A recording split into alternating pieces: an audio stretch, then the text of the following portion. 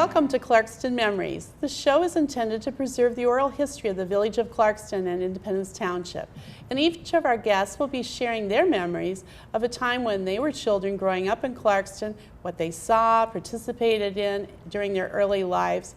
Clarkston Memories is sponsored by the Clarkston Historical Society, and the Historical Society is located at Clarkston Independence District Library and offers several museum displays of early Clarkston.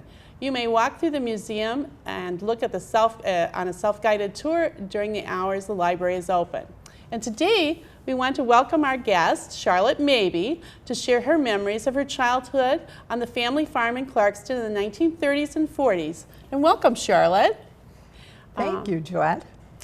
Now, tell us where the name Mabey came from. Well, tell us why we know this name of Mabey.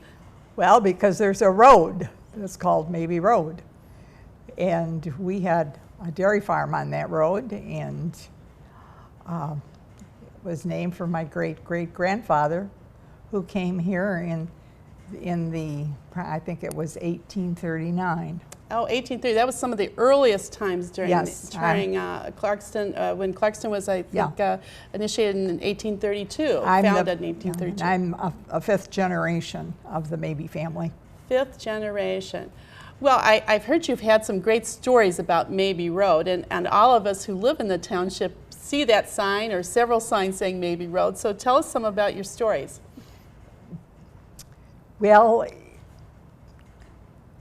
people are so surprised when I indicate that, yes, it's Mabey Road.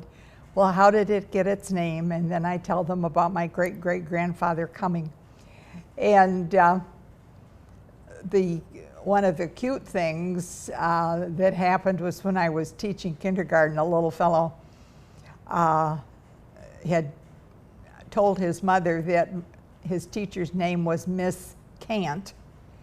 And when she discovered what my name really was, she said, "Jimmy, why did you tell me your teacher's name was Miss Cant?" And he replies, "Well, every time you tell me maybe, it means I can't." Wonderful story. Kids always tell it like it is. Yeah, they do. And it seems like people are at cash registers and so forth, they're always making a remark about, "Oh, that's an interesting name. Were you teased about it?" "Yes." "Did she, didn't she, will she, won't she?" Or maybe. Maybe, right. Wonderful.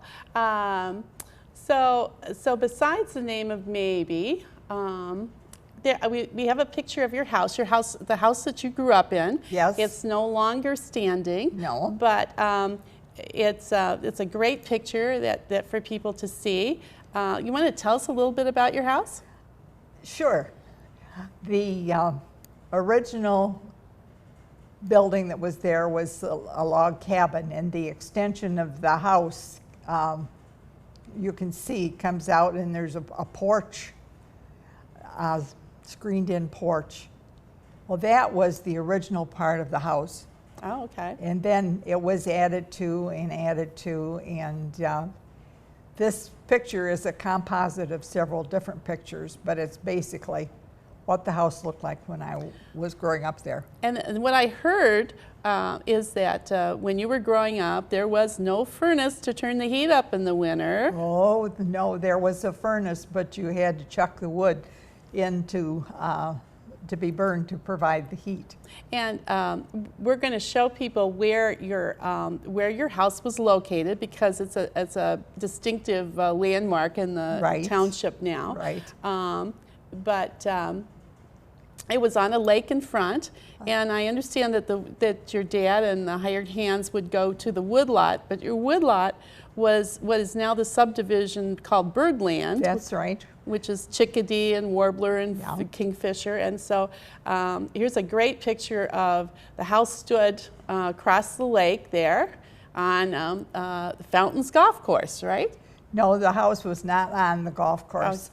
It was on the hill across from the golf course where Spring Lake subdivision is now. Yeah. So we've also got a picture of it was a dairy farm that you Yes, lived, we were your dairy parents farmers. had. And we have a picture of the barn. Yes. It's no longer there also, but it was a huge barn. Do you know how many cows your dad had, or? Oh, we averaged between 35 and 40.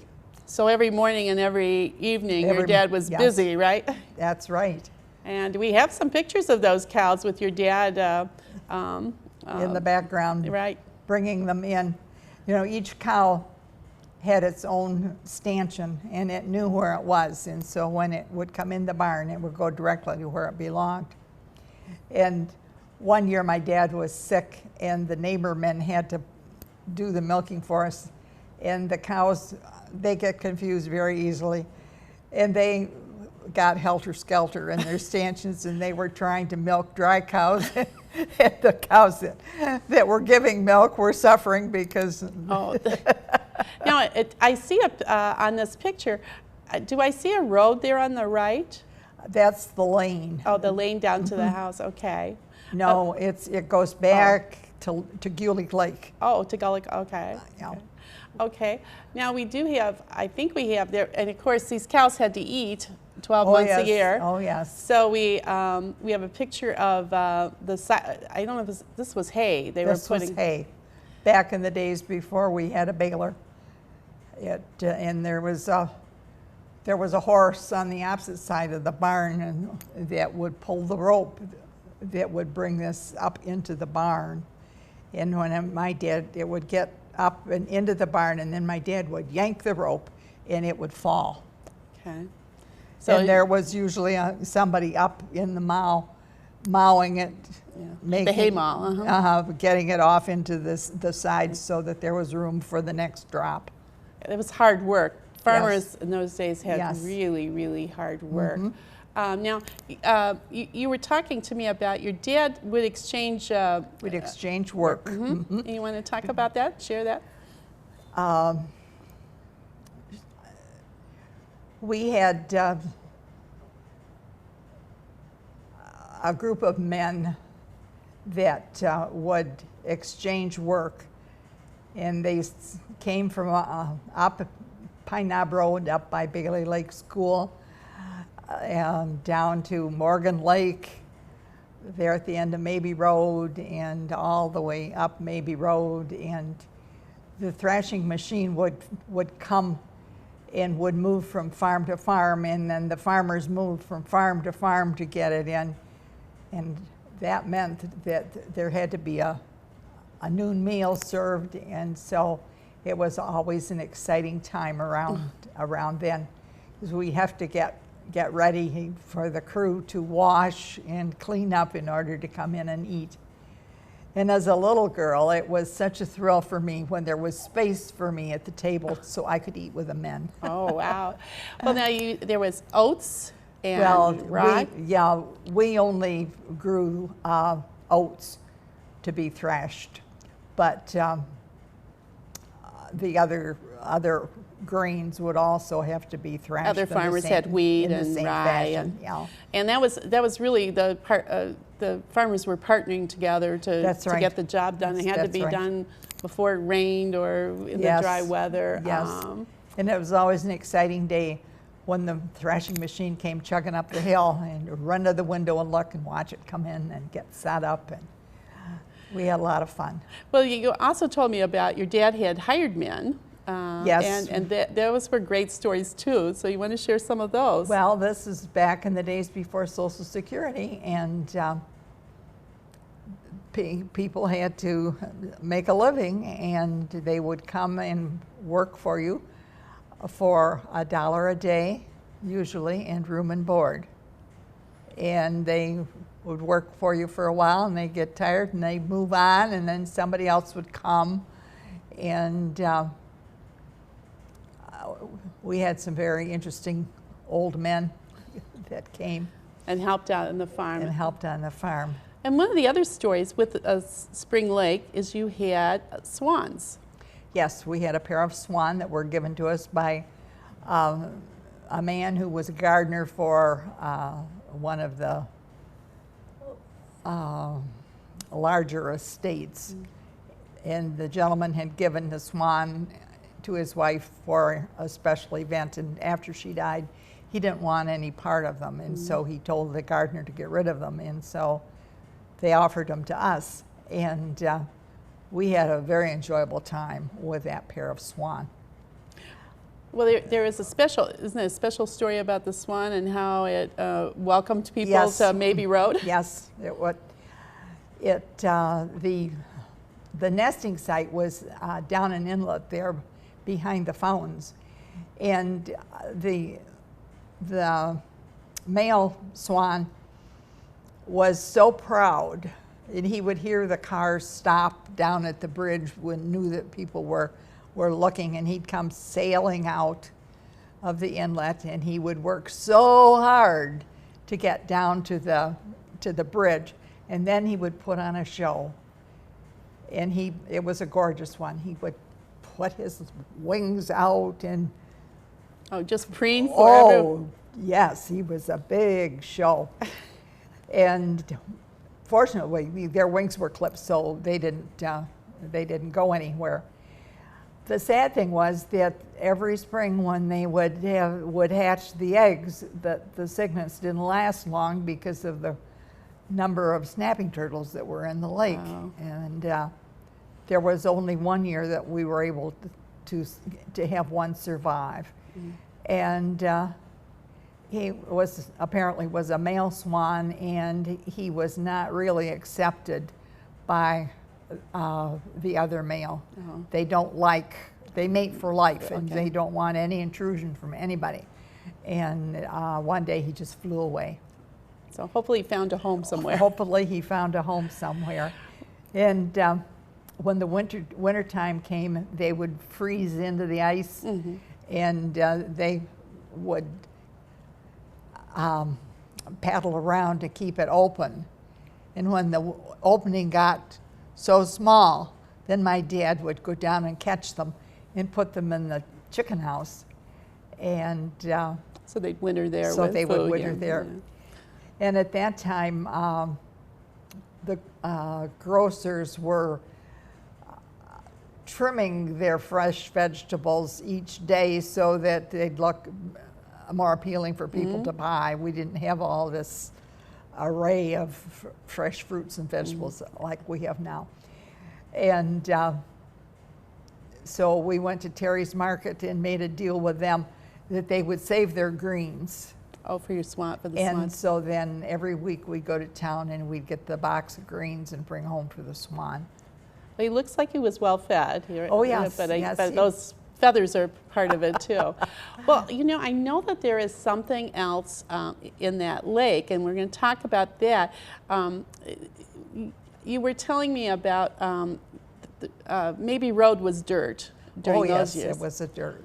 And there was a grader, a horse and a grader, is that correct? Yes, we didn't have a powered road grader. It was an old man named Mr. Trim, and he would come by with his horse pulling a blade to scrape the roads. So we didn't get our roads scraped all that often. And in the winter, I really don't recall, they didn't snow plowing like we have it now. No, I don't even remember a snow plow coming through. But at that time, the cars were built higher, and so your roads were passable pretty much at the time. Well, now you told me that I think in their late 40s, early 50s, they paved Maybe Road. And, Yes. And there's quite the story of what's in the lake after the paving. That's right. The Road Commission didn't like the curve that was in the road. And so they decided they would straighten it out. And they poured tons and tons of dirt in there. And they were right at the point where they thought they almost had it. Unfortunately, my dad was sitting out with his binoculars looking at what was going on, and he heard the truck driver yell, And he looked, and the truck driver jumped out of the cab as the truck was going the other way, gurgle, gurgle, gurgle, down into the lake. And it's still there. The remains of the truck is still on Spring Lake. People wanted to raise it, but there wasn't anything to tether to. And they were told, yes, you can fish for it, but you have to replace all the dirt that you displace. And so did they ever really change the curve? I mean, that is No. a curvy area. I mean, No. it's still a curvy area. It's still a curve. Yeah. Well, that's the early days of the road commission.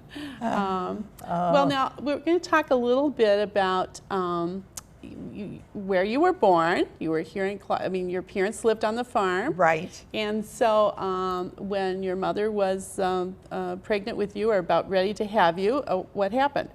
Well, at that time, it was the vogue to go to a maternity home. And we had several of them in Clarkston, and this is the one where my mother went. Dr. Sutherland was the doctor, and he hired a nurse, and her name was Ida Pierce. And we all affectionately called her Auntie Pierce after that. She was an aunt. And then there was another one that was this one's on Washington. On Washington, and I think it was Lizzie Rockwell was the person that ran that. And I remember going there and visiting. Well, he was the principal of my school in Waterford, and they had a baby, and I remember going to see it in that particular home. And I think we have one more. And then there's another one, yes, the Grandma Green's. Grandma Green's. And that was a very popular spot. And there are, her logbook is at the museum. Clarkston Historical Museum. Yes. Okay. Her granddaughter gave things from that era. That's wonderful. Now we have a picture of you when you were 4 years old. Yes. And you want to talk about your hair? My hair had a little natural curl in it, and it would go the way it wanted to. Now I have a good memory, but I do not remember that picture being taken. I was that young. But that dog, or whatever it was in my hands, was in the toy bag for years that other kids played with when they came to visit. Well, you went to, even though you lived on Mabee Road at the time, there was one-room schoolhouses in Clarkston. And so you went to Waterford, what is known as Waterford Village School until the 10th grade. Is that correct? That's correct. And we have a picture of that I think was built in the 20s. And this year it's closing. This is the last year that it... yeah, that's kind of sad. And behind this, what you can't see, is the original Waterford school that my father went to. Oh, wow. And they built around it. Now, I believe he grew up on Waterford Hill. No, well, he was born on Waterford Hill, but he grew up on the farm on Mabee Road. Okay. Yeah. Now, as a child, we do have another picture of you. I think you were 8 years old there, and that bow is big. It is a big bow, and the bigger the bow, the more fashionable you were. And the hairstyle is very, very traditional that most of the girls had. And the bow really stood out. Waits, which was a department store in Pontiac, and the Pontiac Press did a silhouette cutting event, and you could make your appointment and go down and have your silhouette cut. And I went with a friend and her mother, and as our mothers were observing the kids with their haircuts and their hair ribbons, neither one of us had a hair ribbon on that day, so one mom went over to the dime store and bought a big ribbon and came back and put it on us, and we had a big ribbon in your silhouette. In the silhouette, yeah.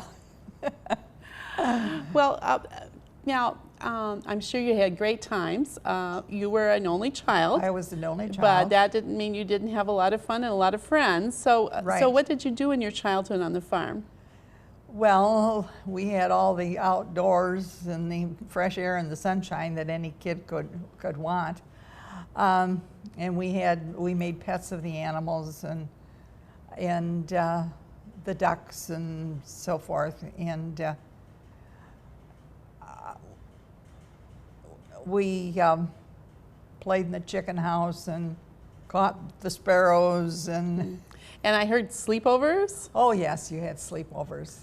And sleigh rides and hay rides. Sleigh rides, hay rides. So it was a great childhood. Yes, it was. I had two cousins that spent the summer with us. A boy, about 8 years older than, no, he was about 4 years older than myself. And then I had a cousin 10 years older, a girl, and they spent every summer with us. And so it was like having an older brother and sister. Well, and then on Saturday nights were always fun nights. So the big night. Tell everyone about Saturday nights. Well, Saturday nights we would go to town. That was the place to be. And that's the village. That's the village of Clarkston. And we would ankle park, get there early so you could get a good parking spot. And as people came by, they'd stop and talk, and you'd catch up on all the news and all the happenings of the area of the township that they came from. And then as kids, we were off on our own, playing tag and going in and out of the stores and greeting the merchants and just generally having fun. And then when it was time for us to collect and find our parents, the fire siren rang and the curfew began, and we 9 o'clock curfew, I heard. and then we went to find our parents. Now, I also heard that sometimes on Saturday night there would be picture shows. There was a time when we had free movies, and they had a screen that was out behind. Oh, let's see, out behind the bank in what was the garage, where the village offices. Well, Ford came in and built the buildings. The Mills Mall. The Mills Mall. That's right, in that area, and so you just watch movies off the back wall there. And they always had there was always a cereal to entice you to come back the next week to see what was happening next. Yes.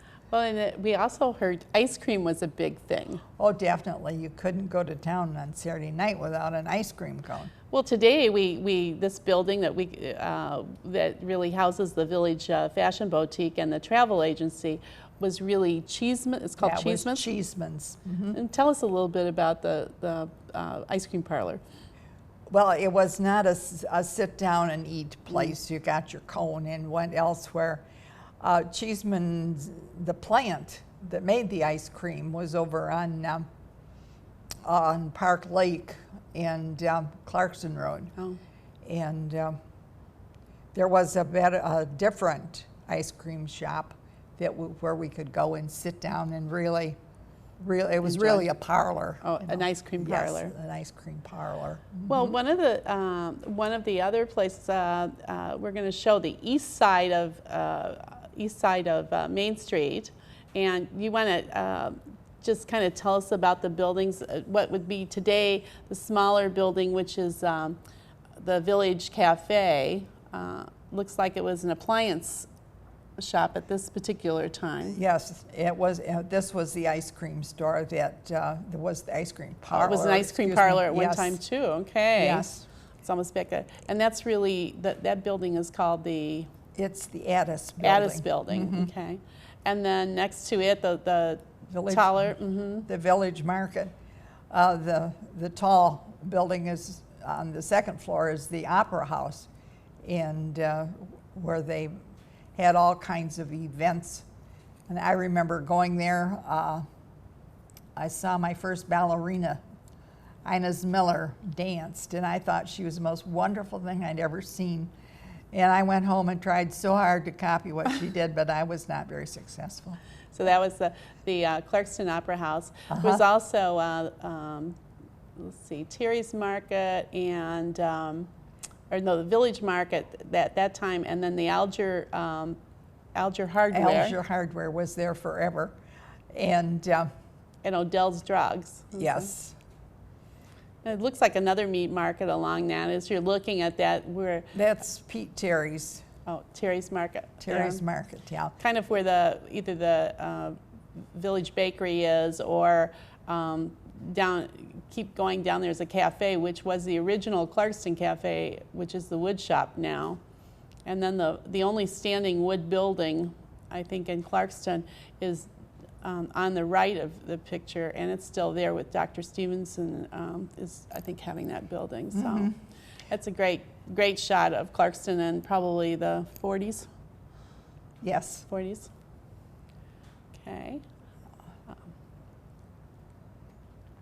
We're going on to talk about groceries. Yeah. You know, because grocery stores were small markets at the time, but tell us how your family bought their groceries. Well, we traded mostly at the village market there? At the village market, yes. And we raised chickens, and of course, with chickens come eggs. And with a large flock of chickens, you get more eggs than you can use. And so we would take our eggs to the market, and they would buy them from us, and that would deduct it from our bill. So a credit on your bill. You had so much money to spend for other groceries in town. So, okay, well, when you were in 10th grade, I guess Clarkston, that Waterford Village School stopped at 10th. We skipped, we didn't talk about the Algers. Oh, okay. Well, Alger's Hardware. So talk a little bit about Alger's Hardware.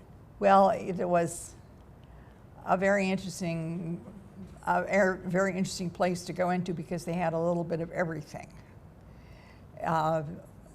Tool-wise, screws, nuts, bolts, and it was always fun to go down the aisle and look at the kegs of nails and all the different sizes. Yeah, there was no Home Depot back then. No Home Depot, and they were there for years and years.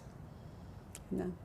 And that was right next to Terry's Market on the east side, and then there was another hardware store on the west side, which was Garter's, which is now KH Homes, and you can see in the picture the large building on the left here on this picture. And then there looks like a dairy bar there. So there was a lot of ice cream in town. Right.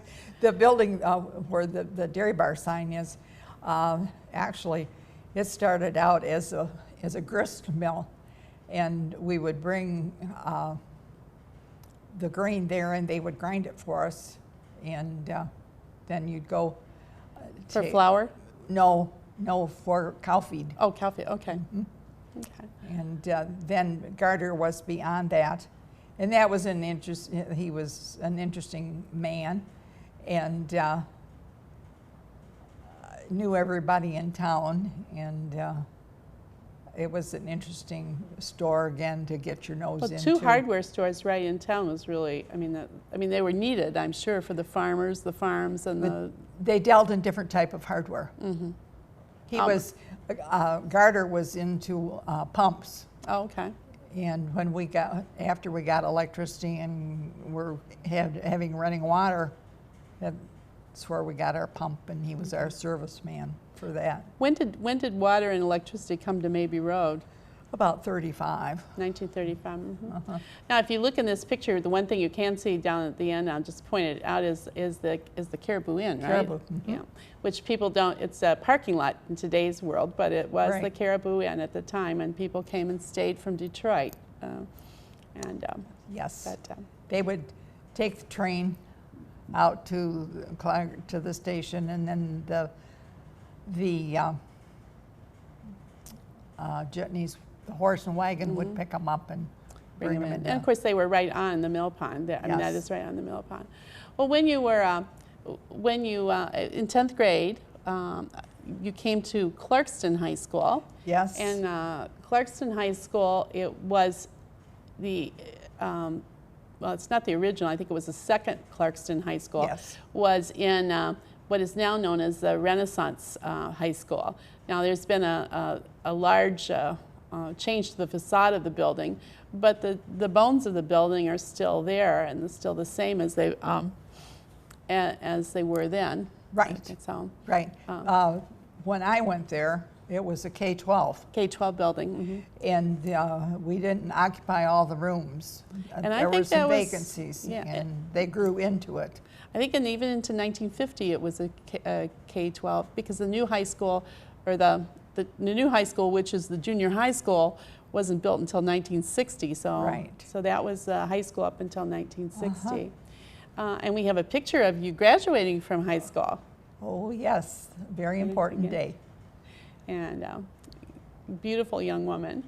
And we'd like to, you know, you went on to Michigan State University, and tell us about your college years. Well, Michigan State was not a university at the time I went there. It was Michigan State College. And it was several years later that we had enough colleges, like the College of Education, the College of Humanity College.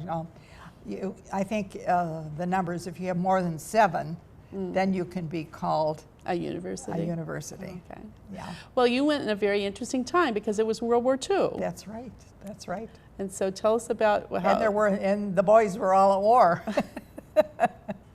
And they had dormitories that were built for men, and the women occupied them in their absence. And it was very interesting because in the girls' dormitories, they had laundry rooms with the washing machines and the drying racks and so forth. But in our dorm, we didn't have anything. And eventually they got a couple washing machines, and they were the Bendix with a porthole, and we called them Gravel Gertie and B.O. Plenty from the Dick Tracy comics.